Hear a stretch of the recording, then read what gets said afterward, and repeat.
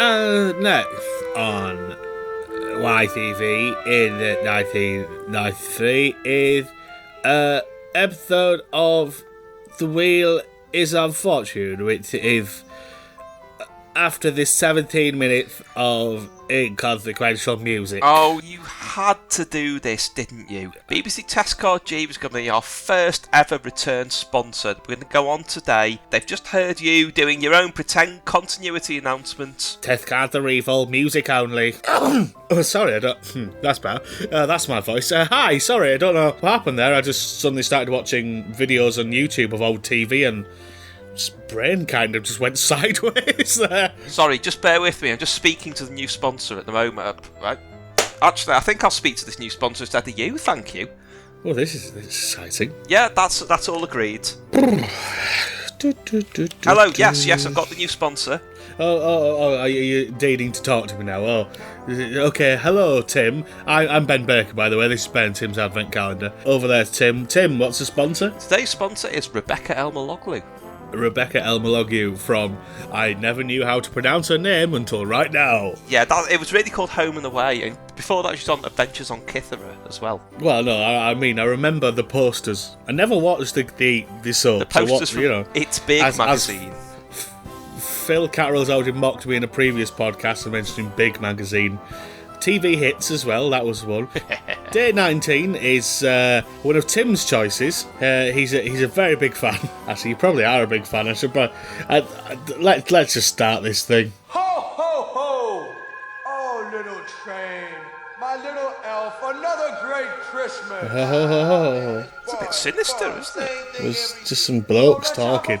It sounds like an NWA skit and Santa's about to get shot. Oh, there's some music now. Now, if I didn't know what year this was from, I would guess 1990. It's time for House. Yes, of course, it's the theme from the Mary Whitehouse Experience by New Kids on the Block. Actually, it is New Kids on the Block. Oh, God. Yeah, it is. It's from their album Merry Merry Christmas, which came out, I think it was here in 1990, but in America in 1989. And it was available on import in HMV for about like £20 when they first broke big over here. Yeah. I remember thinking, who in their right mind would spend that much money on it? Yeah, they were very weird acting. It's like they seem to appear from nowhere and have many hit singles in like a very short space of time. Probably they had about 15 or 16 over an 18-month stretch, didn't That's they? kind of because they had like 2 albums in America, didn't they? Yeah. Which didn't do out, and then suddenly everything got re-released and became massive. I'm not exaggerating, by the way. I think it was at least well over 12, wasn't it? They had a lot of hits, definitely, in a very short space of time. And this is, they occasionally fancy themselves sort of like, credible rappers. And they did do a lot of rapping.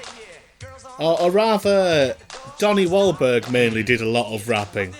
They were a band who famously had a bouncer, kind of like, not a bouncer, but what would you say, a minder. Called Biscuit. Biscuit, he was in the cartoon series, wasn't he? Yeah, and he got his own spin-off rap single as well. Yeah, Biscuit's in the House, which sampled All Right Now. Which was bloody awful. But yeah, this was written by Donnie Wahlberg, Was it? Yeah. Somebody wrote it? Yeah. I've got to say, actually, I mean, New Kids on the Block get very knocked now, but correctly, compared to, boy bands that came later, there's a bit more variety in what they did. Well, I suppose on if you this compare, album, there's a sort of schmaltzy 40s, 50s style song called Merry Merry Christmas, which I quite like. There's what's the one where they go in the middle? Hey, who's that? It's Santa. What's he pulling out of his bag? It looks like, is it? It is. It's a saxophone. And there's a saxophone solo, which yeah, amazingly, I have no idea which track that is, Tim. My New Kids on the Block knowledge is minimal. Danny Wood sings Little Drummer Boy with one note in it.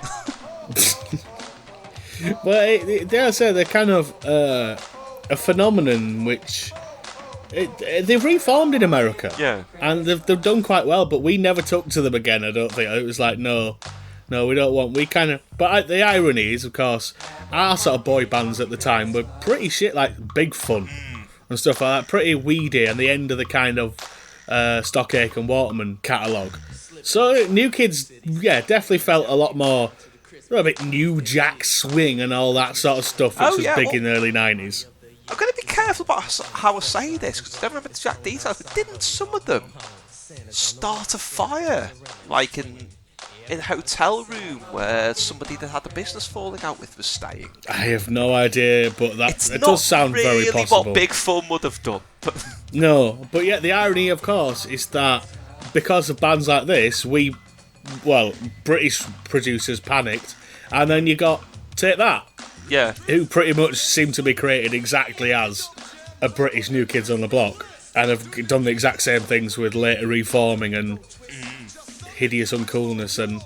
Well, I will say one thing I would grudgingly say about Take That was, I mean, I don't like them, but they're not forming and never have been. It used to really get up my nose when people would say, around time back for good, but you have to concede that it's very good music, you have to concede, kind of I'm not giving up till you say you like it. And I used to feel really annoyed by that and think, yeah, okay, I'll be impressed when they play all their own instruments and they sound a bit different. And then they came back and did exactly that, and I thought, yeah, that's me told.